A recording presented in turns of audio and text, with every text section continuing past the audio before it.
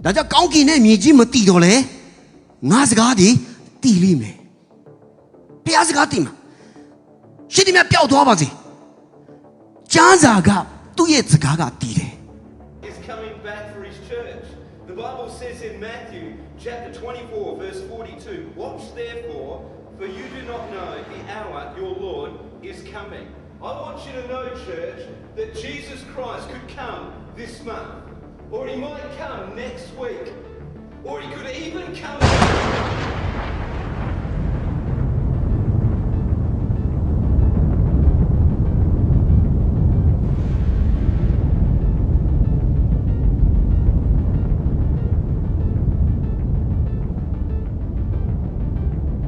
အဲ့တော့ခြေဆောင်ချင်းရက်အဲ့ဒီစက္ကန့်တွင်းမှာဒါကအသင်းတော်ထဲမှာပဲဖြစ်တယ်နော်အသင်းတော်ကဥပြုကိုးကွယ်တဲ့နေရာဖြစ်တဲ့အတွက်ဒီနေ့ဒီမှာခြေဆောင်ချင်းလာရင်ဘယ်နှစ်ယောက်ကြံမလဲဒီမှာကြည့်ကြံသွားတဲ့သူလေးရဲ့အနေထားကိုကြည့်လိုက်ခံစားလို့ရလားကဘာပြတ်တဲ့နေပဲလားအဲ့ဒါစီးပေါ်ပြတ်တာမတူဘူးစီဘောဖြတ်တာမှသူကနာလာထူလို့ရတယ်အဲ့ဒါကဘာပြက်တဲ့နေ့အဲ့မှာတာမဆိုးရစရာကောင်းတဲ့နေ့ဖြစ်တယ်ဖျားရှိခိုးရင်းနဲ့ကြံခဲ့ရင်ဘယ်လိုလုပ်မလဲကဲအဲ့နေ့မှာယုံကြည်သူတော်မကောက်ပါစတာလည်းအများကြီးကြံခဲ့မှာဝရှစ်လီဒါလေးလေဗာလဲပါနိုင်တယ်တေချာတယ်ကျွန်တော်တင်းတော့မပါဘူးခဏပြဿနာတက်ကုန်ပါဆိုခုမှတက်ရှုချောင်းသွားတယ်မဟုတ်ဘူးကျွန်တော်ပြောလို့မဟုတ်ဘူးကိုတီးတယ်ငါဒီအဘေးသူကိုယုံကြည်သည်ငါတီးတယ်ငါရနာကငါတီးတယ်အဲ့တော့တင်းတော်ထဲမှာဒါတင်းတော်ပဲရှိသေးတယ်ခြေဆောင်ချင်းလာတာနဲ့အတင်းတော်လေးပူတီးမှာဘသူလီပါသွားလဲဘသူလီပျောက်သွားလဲဟာမကြီးကျယ်ဒါတဲ့တော်တခုတည်းရှိသေးတယ်အဲ့တော့နိုင်ငံကိုကြည့်လိုက်မြို့တကူအနေသားကိုကြည့်လိုက်ဘလောက်ထိယုံရည်ဆန်ခတ်ဖြစ်မလဲအဲ့ချိန်မှာအထူးသဖြင့်ခရိယန်နိုင်ငံလည်းပူတီးမှာခရိယန်နိုင်ငံလည်းအခုပဲတခြားခရိယန်မဟုတ်တဲ့နိုင်ငံတွေကြတော့ယုံကြည်သူကနည်းနည်းပါးပါးပဲရှိတော့လေအခုမြန်မာပြည်လို့ဆိုရင်တိုင်းသားပြည်နယ်လောက်ပဲခရိယန်တွေများတယ်လေအများပိုင်းကကျွန်တော်တို့ဗုဒ္ဓဘာသာတွေများတယ်တခြားမယုံကြည်သူတွေများတယ်အဲ့လိုလေကြတော့သိတော့ချက်ချင်းကျတော့သိနိုင်မှာတော့မဟုတ်ဘူးသူတို့သိလဲနားလဲလေမှာမဟုတ်အဲ့ဒီနေ့ကတကယ်ကိုကဘာပြက်ပြက်နေကဘာပြက်တဲ့နေ့ဒီတော့2010ခုံမလား2000ခုံတင်တယ်2000ခုံနာဂိဖြစ်တော့ရန်ကုန်မှာကျွန်တော်တို့ငားရတဲ့အိမ်ကြတော့အောက်ထပ်အဲ့တော့ဒီနားမှာတော့သူ့ပြားတစ်ခုအတန်တော့ကြားတယ်ဒါပေမဲ့အပြင်မှာဘာဖြစ်နေလဲတော့မသိဘူးအော်မနဲ့နိုးလာတော့အပြင်ကနဲ့အိုးပုံးလျောဘာလျောအကုန်လုံးအိမ်ထဲဝင်နေတာဘေးကနဲ့ဝင်လာလဲပေါ့အပေါ်အိမ်ကလည်းဟောက်ကြလာတယ်တကားဖွင့်လေတော့မြင်ကွေးကမတူတော့ဘူးအိုးနာရလေအကုန်လုံးပြုံအလားကျေးဇူးတော်ပဲညဖြစ်လို့အလောက်ထိပြင်းတာညလေမုန်တိုင်းတိုက်တာနာဂိဖြစ်တော့ဟုတ်တယ်နော်နာဂိဖြစ်တော့2000အလာတိပင်လျောကိုလေမင်းကွေးကမနေ့ကနဲ့လုံးဝမတူတော့ဘူးလူတယောက်ဘာပြောလဲစားအလာအနေထားယုံပဲဆိုအနေထားယူဆိုတာကပြည့်စည်နေတဲ့အနေထားမမျော်လင့်ထားတဲ့အနေထားဟုတ်တယ်အနေထားယုံပဲနာကြည့်တော့မှတလို့ဒီလိုဖြစ်နိုင်တယ်အဲ့ဒီနေ့မှလေကျွန်တော်စဉ်းစားကြည့်တာကဘာပေါ်မှာလေ the most accident day accident အများဆုံးဖြစ်တဲ့နေ့ဖြစ်နေတယ် လေပြုတ်ကြတာလေပြက်ကြတာလေစဉ်းစားကြည့်ကားတိုက်တာလေဟိုလေပြက်ကြတယ်ဟောတော့မှဆိုတော်သေးတာပေါ့မြို့ထဲမှာလीနော်ပိုင်းလောက်လေးပါသွားပြီလေဟုတ်တယ်မလားဒါတကယ်ကိုနော်ထိတ်လန့်တုန်လုံးပွေရနေရဲ့အဲ့ဒါကခြေဆောင်ခြင်းနေရဲ့ဖြစ်တယ်ယုံကြည်သူလေးပါသွားမှာ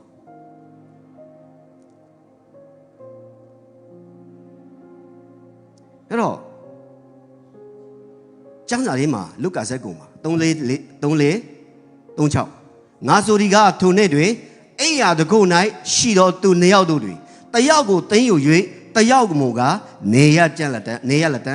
ကျေစုံကြည့်သောသူနှစ်ယောက်တို့တွင်တယောက်ကိုသိမ်းယူ၍တယောက်ကနေရလက်တန်းလိန်၌ရှိသောသူနှစ်ယောက်တို့တွင်တယောက်ကိုသိမ်းယူ၍တယောက်နေရကြလက်တန်းဟုမိန့်တော်မူလေကျမ်းစာကနော်နှစ်ယောက်ကိုရှင်ပြီးပြောတယ်နှစ်ယောက်တယောက်မရှင်ဘူးနော်ကျွန်တော်ဘောလုံးပွဲလောင်းတယ်လို့ပေါ့3နှစ်50အဲ့လိုမလာဘူးသူကနှစ်ယောက်ကိုရှင်တာဒီမှာတယောက်ကိုသိမ်းယူပြီးတော့တယောက်ကိုဗာလဲခြံရည်မယ်ကျန်းစာအဲ့လိုပြောတာဒီနေ့ကဘာမှာလူဦးရေက 2.64 billion ရှိတယ်ဒါဆိုရင်တယောက်တစ်ဝက်ဆိုရင်ဗာလဲ1 point နဲ့ဗာလဲ32 billion လောက်ပဲတက်သွားမှာ1.32 billion ကကြံခဲ့မှာနေတဲ့လူကြီးလားနေတဲ့လူကြီးမဟုတ်တဝက်လောက်ကြံခဲ့မှာဒီမှာကျမ်းစာပြောတာနှစ်ယောက်လည်းမရသူအိမ်နဲ့လေတယောက်ပါသွားမယ်ခြေစုံနှစ်ယောက်ကျင့်လည်းတယောက်ပါသွားမယ်လေမှာနှစ်ယောက်လုံးလည်းနှစ်ယောက်ပါသွားမယ်ကျွန်တော်မိသားစုလေမရအလုပ်လုပ်တယ်လုံရင်းနဲ့တယောက်ပါသွားကျွန်တော်ဆူရှီဆိုင်နော်လုံနေတဲ့နှစ်ယောက်တည်းတယောက်ပါသွားပါဒီပုံစံလာမှာအဲ့ဒါကိုယောက်ျားပါသွားတယ်ကိုမိန်းမပါသွားတယ်ဆိုရင်တော့ဘယ်လောက်ထိနော်အတိကတော့ဒါဖြစ်လာရတော့မိသားစုကကြီးလိုက်ချမှာပဲကျွန်တော်ကြည်တာလေဟောငါသားငါသမီးဖုန်းဆက်ဟိုဆက်ဒီဆိုင်နဲ့ဆက်လို့မရတော့ဘူးဘလို့ဘာလဲဆက်လို့ဘာပဲလာမလဲအေရီးယာဘာလဲအေရီးယာပြပတို့ရောက်နေပါတဖြင့်ဒီအေရီးယာထဲမှာမရှိတော့ဘူးတော့ကောင်းကင်နေပြီကိုသွားပြီဖုန်းဆက်လို့လည်းမရဖြတ်လိုက်ရင်မိမယောက်ျားဝယ်ရရှာမှာနော်တာသမီးလေးကိုရှာပြီးပေါ့အမျိုးလေးကိုရှာမှာတခြားဆွေမျိုးတွေကတော့တငယ်ကြီးတွေကတော့ဒုတိယဝစားပေးပေါ့ဒါတကယ်ပြောတာဖြစ်လိုက်ဒီနေ့ 1.32 billion လောက်ပဲပါသွားနိုင်တဲ့အနေအထားရှိပါတယ်အဲ့ဒါတကယ်ကိုဒါတကယ်ကျွန်တော်တို့ဒါစဉ်းစားရမယ့်အရာဖြစ်တယ်မတန်း25မှာလည်းအဲ့လိုပဲထပ်ပြောတယ်တတိုးသမီး10ယောက်ပညာရှိတော့တတိုးသမီး9ယောက်ပညာမရှိတော့အဲ့ဒီပညာမရှိတဲ့သူကတဲ့ဘာလို့လဲဆိုတော့မင်းခွက်ကိုပဲယူတယ်တဲ့မင်းခွက်ကိုပဲယူတာစီမယူဘူးတဲ့ပြောတယ်စီပါလားမပါဘူးမင်းခွက်တော့ယူတယ်စီတော့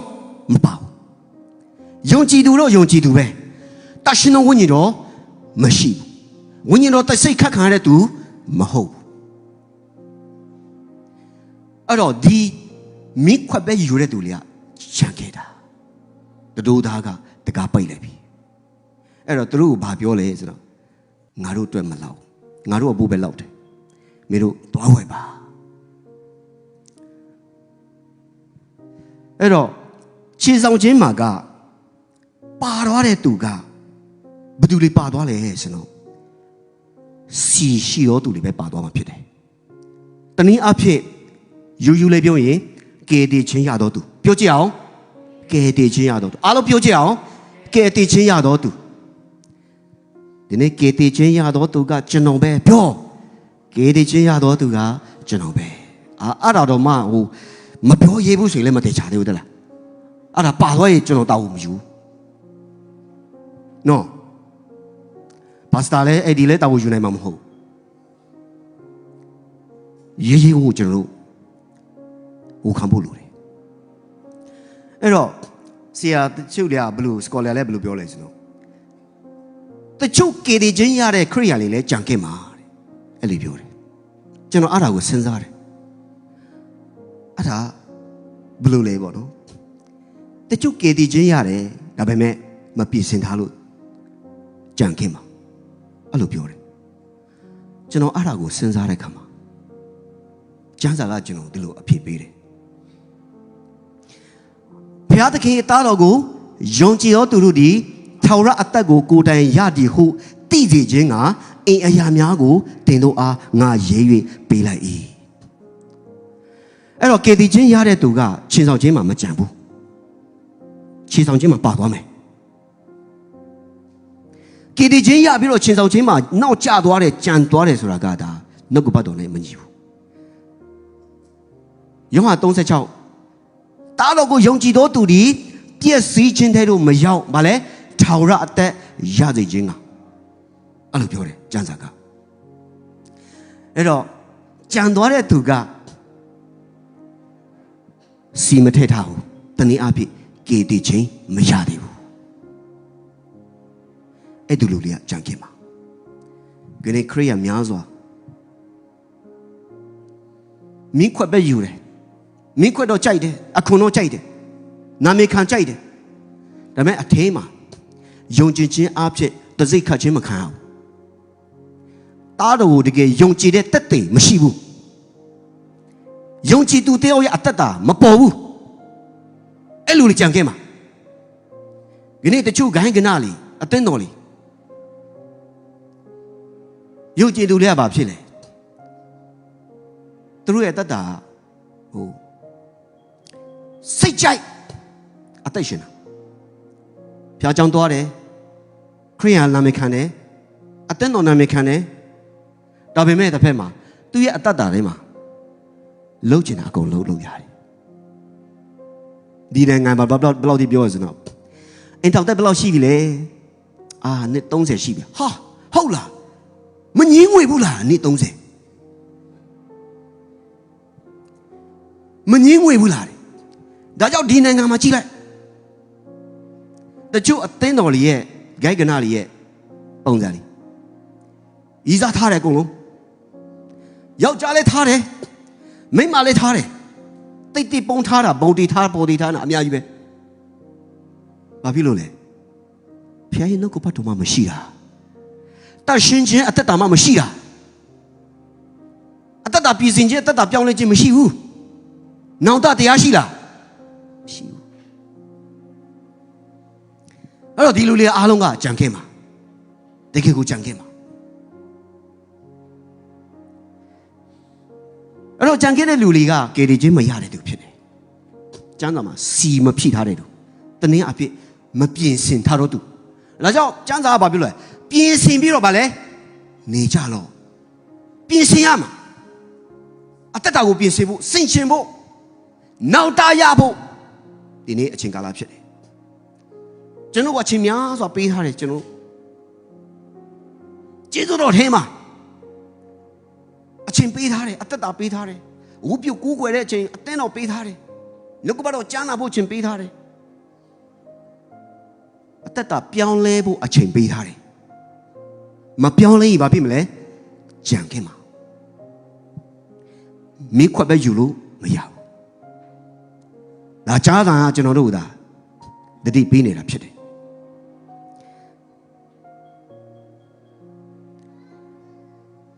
အဲ့တော့တခင်ဟိုငါ့ကိုရှောက်တော့သူတိုင်ကောင်းကင်နိုင်ငံသို့ဝင်ရလိမ့်မည်မဟုတ်ကောင်းကင်နိုင်ငံနဲ့ရှိတော်မူသောခမည်းတော်ရဲ့အလိုကိုဆောင်တော်သူသားလေဝင်ရလိမ့်မည်မောရှေခေတ်မှာပညတ်တရားရှိတယ်ဂျေဇုတော်ခေတ်မှာဂျေဇုတော်တရားရှိတယ်အဲ့ဒါကဘာပြောစဝိညာဉ်တရားလို့ခေါ်တယ်တနည်းအားဖြင့်ခရစ်တော်ဤတရားခရစ်တော်ဤပညတ်ငါဤပညတ်မူကားခရစ်တော်တယ်လို့ပြောတယ်ပညတ်မရှိဘူးမထင်နဲ့ကျမ်းစာပြောတယ် မောရှေပညာမလို့တော့ဘူးအခုဘာမှမရှိတော့မဟုတ်ခရစ်တော်ရဲ့တရားဝိညာဉ်တော်တရားခရစ်တော်ရဲ့ပညာငါ၏ပညာဆိုတဲ့ခရစ်တော်ရဲ့ပညာတရားရှိတယ်အဲ့ဒါကသူတို့တဲ့အရာဖြစ်တယ်အဲ့ဒီအတ္တတာထဲမှာကျွန်တော်တို့ကအသက်ရှင်ရဖို့လိုပါတယ်အဲ့တော့ဒီနေ့ကြံခဲ့တဲ့သူတွေခရစ်ယာန်များစွာကြံခဲ့မှာတကယ်တနာစရာနော်တနာစရာဒီမှာကြံခဲ့မှာကြံခဲ့ပြီးတာနဲ့ခြေဆောင်ကြီးပြီးတာနဲ့ဘာလာမလဲဆိုတော့ဘာလာမလဲဘေးတာကြီးကာလ tribulation ဘေးတာကြီးကာလစလာပြီအော်ဘေးတာကြီးကာလစပြီဆိုတာနဲ့ antichrist ဆိုတဲ့အဲ့ဒီပုဂ္ဂိုလ်ကယေရှုသူ့အဲ့ပုဂ္ဂိုလ်ကကဘာကိုအိုးဆောင်လာမယ်666လေးတုံးလာမယ်အဲ့မှာစတုံးပြုတ်လာမယ်အဲ့တော့666နဲ့နိုင်ငံရေးစီးပွားရေးဘာသာရေးကိုသူအားလုံးချုပ်ကိုင်မှာသူကတကယ်တော်တဲ့လူဖြစ်တယ်666ကျမ်းစာထဲမှာတတိပေးတာ666အဲ့ဒါစာသားရဲ့နံပါတ်ဖြစ်တယ်အဲ့တော့အဲ့ဒီနံပါတ်မတုံးမနေရဒီနေ့တော့မတုံးမနေရမဟုတ်သေးဘူးနော်အရေးအမွေတော့အကုန်လုံးရှိတယ်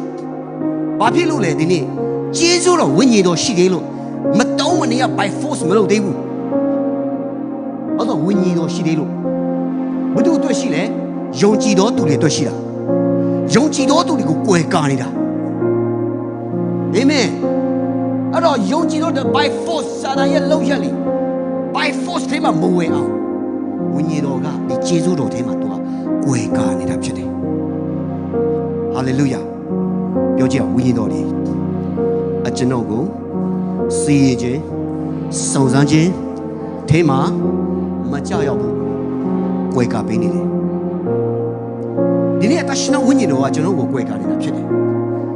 မဟုတ်ရင်ဒီကဘာလေအန်ဒီတာများပါတယ်ကျေးဇူးတော်ကြောင့်ဒီထဲမှာကျွန်တော်တို့ကလွတ်လပ်တယ်ဆိုတဲ့ဒီမိုကရေစီရှိတဲ့ဖျားတရားရှိတဲ့နိုင်ငံမှာရောက်လာလို့ကျွန်တော်ပုံအေးစေတာဖြစ်တယ်တချို့တော့နိုင်ငံမှာ persecution အများကြီးရှိတယ်တရုတ်နိုင်ငံတို့ကွန်မြူနစ်နိုင်ငံတွေမွတ်စလင်နိုင်ငံတွေဒီထဲမှာရှိတဲ့နိုင်ငံတွေကလေဖျားကိုတကယ်ချစ်တာဖျားကိုတကယ်ချစ်တယ်ဆိုတာဖျားကိုယုံကြည်ဆိုတာတက်တင်နေပြတာအပေါ်ရမဟုတ်ဘူးဒီမှာလို့ဟာဆောင်ပြီးတော့လို့မရတော့တာမဟုတ်ဘူးကျွန်တော်ဗီဒီယိုကလစ်တစ်ခုမှတွေ့လိုက်တယ်တရုတ်နိုင်ငံမှာဒီချမ်းသာအုပ်ကိုရဖို့အတွက်လေချမ်းသာအုပ်ယူလာပေးတာရတာတော့ရတာမျက်ရည်နဲ့ငိုပြီးတော့ပြောတာချမ်းသာအုပ်လေချမ်းသာအုပ်ရလို့ဒီလိုပြောဘူးလားပုံလို့ဟုတ်လို့မလားကျွန်တော်အိမ်မှာပုံလို့ပူကောင်းတာကိုရွေးအရှင်ပြေကိုရွေးဟာမဖတ်သေးတဲ့ချမ်းသာဝါတို့မှာ10အုပ်လောက်ရှိတယ်ဖတ်နေတဲ့ချမ်းသာဝါလည်းတိတ်ချမ်းမဖတ်သေးဘူးဖတ်ဖို့ပြင်ဆင်နေတော့ဟုတ်တယ်မလားဘာဖြစ်လို့လဲတက်တာတဲ့နေရာနေလို့ဖြစ်တယ်ချစ်တော်မမေ့ဆွေတက်တာတဲ့နေရာမှာနေပြီးတော့မပေါ်ပါနဲ့ဖျားနဲ့တွားရမယ့်အချိန်ဖြစ်ပါတယ်အာမင်ပြင်ဆင်ရမယ့်အချိန်ဖြစ်တယ်ပြင်ဆင်ရမယ့်အချိန်ဖြစ်တယ်အဲ့တော့ဒီကာလမှာဘိဒာညစ်ကာလမှာအဒီခရစ်ကဥစား666မတုံးမနေရအဲ့တော့ခရိယာလေးကိုညင်းစဲမယ်တပ်ဖြတ်မယ်တကယ်နော်အများကြီးကြမ်းချက်က အများကြီးရှိတယ်ဒီထဲမှာမဿဲ24မှာပါလေအချင်းချင်းမုန်းကြလိမ့်မည်မိစ္ဆာပရောဖက်များတို့တွေပေါ်လာ၍လူအများတို့ကိုလက်ဖြားကြလိမ့်မည်မတရားသောအမှုတို့တွေများပြားသည်ဖြင့်အများသောသူတို့ရဲ့ချစ်ချင်းမြတ်တာတွေခေါင်းပါလိမ့်မည်အကျဉ်သူတွေအဆုံးတိုင်အောင်တည်ခြင်း၏ထိုတို့သည်ကေတည်ခြင်းတို့ရောက်လာတဲ့ဒီမှာနော်အဆုံးတိုင်အောင်တည်ကြည်ဘာဖြစ်မလဲကေတည်ခြင်းတို့ရောက်မယ်ဒါကိုမှတ်ထားလိုက်နော်ဒီမှာဒီကာလမှာအချင်းချင်းမုန်းမယ်ဘာဖြစ်လို့ချစ်ချင်းမြတ်တာရှိတဲ့ကာလမဟုတ်တော့ဘူးဝိညာဉ်တော်မရှိတော့ဘူးလို့ဒီကဘာမှာအဲ့တော့ဒီစာဒါရဲ့အိုးဆိုးတဲ့အချိန်ကာလ 100% စာဒါအိုးဆိုးတဲ့အချိန်ကာလအန်တီခရစ်ရဲ့အိုးဆိုးတဲ့အချိန်ကာလဖြစ်တယ်အဲ့အချိန်မှာနော် မိစ္ဆာ prophet အများလည်းပေါ်လာမယ်အများကြီးပေါ်လာမယ်လက်ဖြားမယ်ပေါ်လာမယ်သူတို့မျက်လက်ဖြားမယ်ဆိုတော့ငါခရစ်တော်ဖြစ်တယ်ဆိုပြီးတော့အဲ့ချိန်မှာအများကြီးပေါ်လာကျမ်းစာဘယ်လိုပြောလို့ဖောက်ပြန်သွားတယ်လို့များစွာပေါ်လာတယ်ဘယ်သူလေးဖောက်ပြန်ပြီဆိုကြံခဲ့တဲ့ခရိယန်လေးများစွာဖောက်ပြန်သွားတယ်လို့ပြောအဲ့ကလားတော့ချစ်ချင်းမြတ်တာခေါင်းမမယ်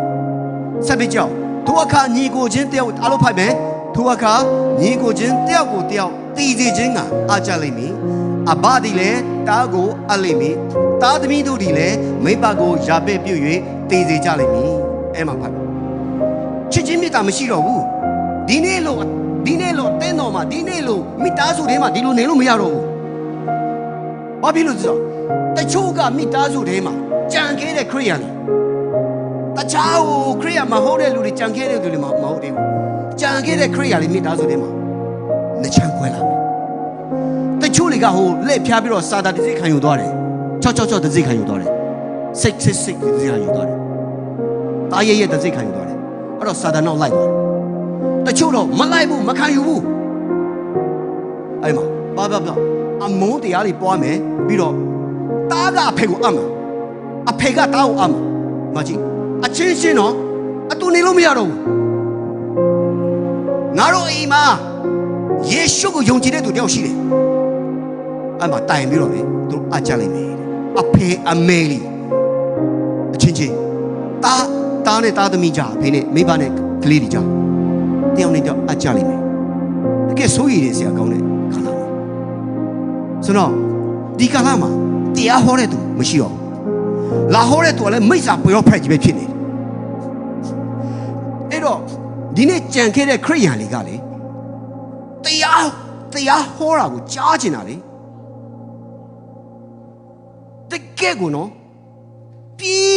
င်းပြတဲ့နှလုံးသားနဲ့သူတို့ဆံငတ်တာလိုက်ရှာတာမရှိဘူးအဲ့ကာလမှာ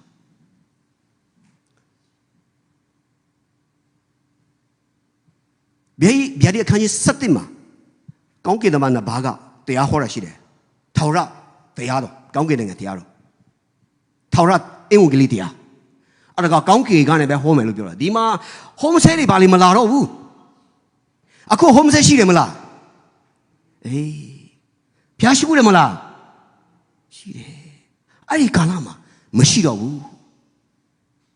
လူတိုင်းကကြံခဲ့တာလေဆရာလေးလည်းဘာမှပြောလို့မရတော့ဟုတ်တယ်မလားဆရာလေးလည်းဘာမှပြောအားမရှိတော့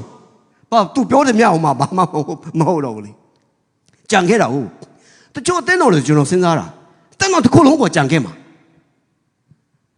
တချို့အတင်းတော်မှာလေတယောက်နှစ်ယောက်ကြံခဲ့တာဒါများဖြစ်နိုင်တယ်တကွက်လောက်သုံးဖို့တဘောလောက်ကြံခဲ့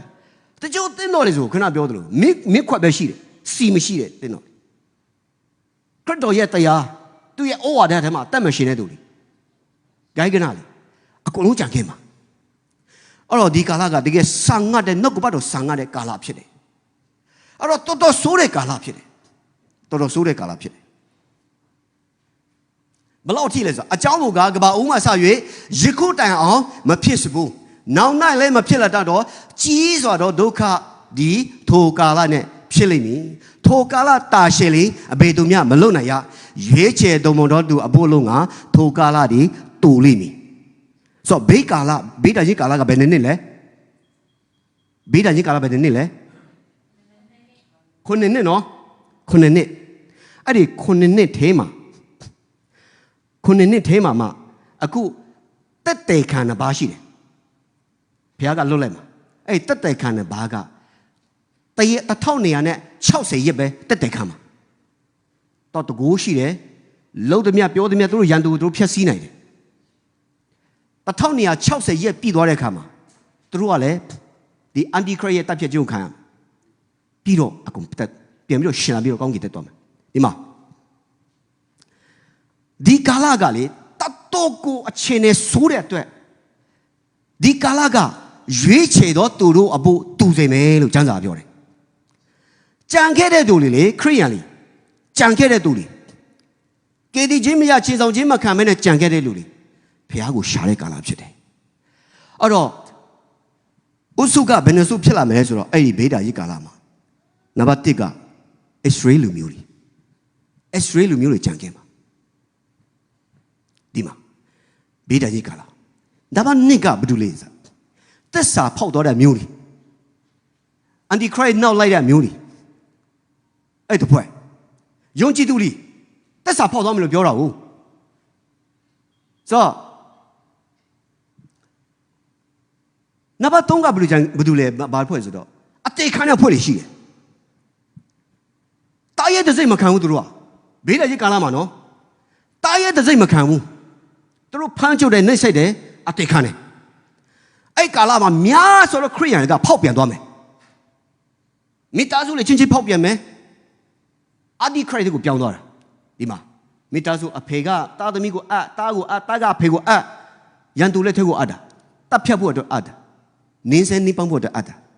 မေတ္တာမရှိတော့တဲ့ကာလဝိညာဉ်တော်မရှိတော့လို့ဖြစ်တယ်အဲ့တော့အသေးခံတဲ့အဲ့ဒီအသေးခံတာကလေပြည့်ဖြတ်ခံမယ်လို့ပြောတာ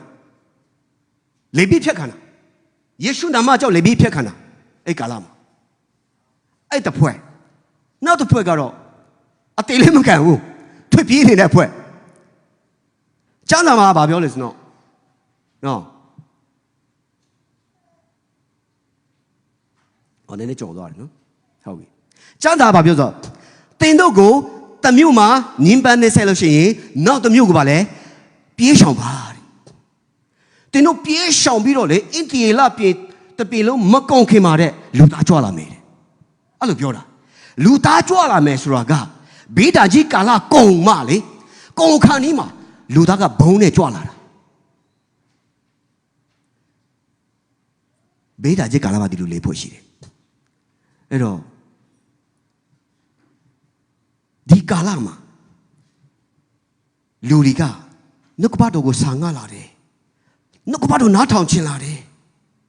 ဒါပေမဲ့နားထောင်တဲ့နေရာမရှိဘူးစိတ်တကြပြီးတော့မျောလင့်ချက်မရှိဘာမှမလုပ်ချင်တော့စီးပွားရေးလည်းမလုပ်ချင်တော့အလုပ်သွားအလုပ်လာလည်းမပြောတော့အိမ်မနေလည်းမျောလင့်ချက်မရှိတော့ဘာဖြစ်လို့လဲကြံခဲ့လို့ဖြစ်တယ်ဒီကဘာကြီးလို့ဖြစ်လာဒီကဘာလို့ဖြစ်လာဒါပါယေရမိအခန်းကြီး80မှာပါဆိုအလုံးဖတ်ကြအောင်အတင်းအနာပါလဲတင်းရကာလလွန်ပြီးຫນွေကာလကုန်ပြီးငါတို့ဒီကေတီချင်းတို့မရောက်သေး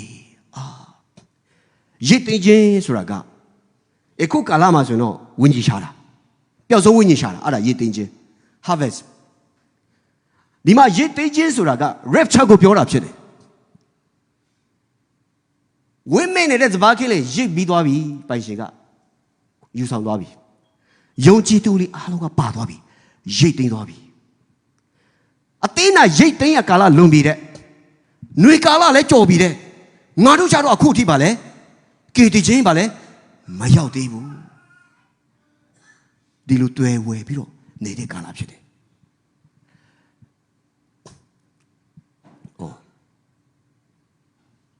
ကဲအာမုရှိစတိမှာအကြောင်းအားလုံးဖတ်ကြအောင်အရှင်ထာဝရဘုရားမိန့်တော်မူဒီကမုတ်တိချင်းဘေးကိုတပေလုံး၌ငါဖြစ်စေသောကာလရောက်လိမ့်မည်အစာခေါင်းပါ၍မုတ်တိချင်းဘေးမဟုတ်ရေငှချင်းဘေးလည်းမဟုတ်ထာဝရဘုရား၏အမိန့်တော်ကိုမကြားရသောမုတ်တိချင်းဘေးဖြစ်လိမ့်မည်ခေါင်းပါတဲ့အစာခေါင်းပါတဲ့ကာလရောက်လာမယ်တဲ့မုတ်တိချင်းတပေလုံး၌ဖြစ်မယ်အဲ့ဒါကအစာခေါင်းပါတာလည်းမဟုတ်ဘူးရေငှတာလည်းမဟုတ်ဘူးတဲ့မကြည့်ထာဝရဘုရားရဲ့ဗာလဲအမိန့်တော်ကိုမကြားရတော့မုတ်တိချင်းဘေးဖြစ်တယ်အဲ့ဒီချိန်ကြမှာအကြီးကျယ်နောင်တရတာအကြီးကျယ်ပြောင်းလဲတာကျေးဇူးတော်ကာလမှာ तू အများကြီးအချိန်ပေးခဲ့တယ်အချိန်အများကြီးပေးခဲ့တယ်ဂရုမစိုက်ခဲ့ဘူး तू အသက်တာပြောင်းလဲဖို့အချိန်ပေးတယ်ဂရုမစိုက်ဘူးဖယားမှုတော်ကစက္ကပ်ခွင့်အချိန်ပေးတယ် तू မပန်ဝေးဘူးကောင်းတဲ့အတ္တထဲမှာပုံတက်တယ်နဲ့အသက်ရှင်မှုဘုရားလိုတော့ရှိတယ် तू တည်တယ်ဒါပေမဲ့မလုပ်ဘူးအဲ့တော့နှုတ်ကပတ်တော်နားထောင်တဲ့ပတ်တိုင်းဘုရားကြောင့်လာပါမအားဘူး အလုံးလုံးပါမယ်ငါမအားသူမအားသူကိစ္စတွေအများကြီးရှိတယ်ဒီနေ့ကိစ္စတွေအများကြီးရှိတယ်ဘုရားကျောင်းလာမအားဘုရားကျောင်းလာဟိုတယောက်နဲ့မတည့်ဘူးဩဆရာနားမထောင်ချင်ဒီလိုလီကအဲ့ဒီဘေးဒဏ်ကြီးကာလမှာလေမုတ်တိချင်းဘေးကရေကိုသမင်းကိုငတ်တာမဟုတ်စားတာမဟုတ်တဲ့ထာဝရဘုရားရဲ့အမိန့်တော်ကိုကြားရတဲ့မကြားရတဲ့ဒုက္ခကအိမ်မတမ်းမပြေးစွာဒုက္ခဖြစ်တယ်တဲ့ဟာဘုရားရဲ့အမိန့်တော်ကိုကြားခြင်းတဲ့ဒုက္ခလေကြားခြင်းတာဒါပေမဲ့ဘေးမှာကြားလို့မရဘူးနေရာကိုမရှိတာအေးအဲ့ဒီကာလအကြောက်ကနေ့ကျွန်တော်အသက်တာကိုဒီအချိန်ရှိတဲ့အခါမှာကျွန်တော်ပြည့်စုံဖို့လိုပါတယ်အာမင်